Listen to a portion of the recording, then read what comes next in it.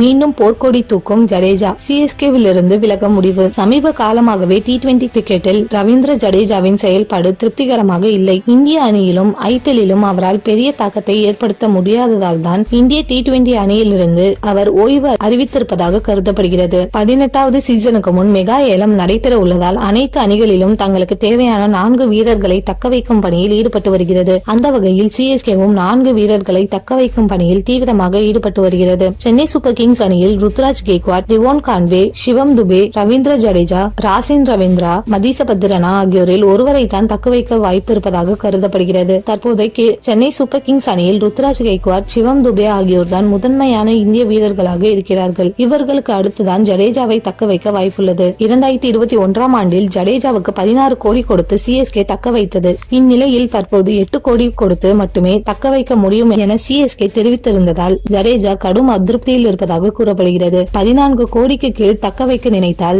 என்னை வெளியேற்றி விடுங்கள் என ஜடேஜா திட்டவட்டமாக தெரிவித்து விட்டதாக கூறப்படுகிறது. ஏற்கனவே 2023இல் கேப்டன் பதவியை பறித்த போது ஜடேஜா அதிருப்தியில் இருந்த நிலையில் தற்போது மீண்டும் போர்க்கொடி தூக்கியுள்ளார் என்பது குறிப்பிடத்தக்கது.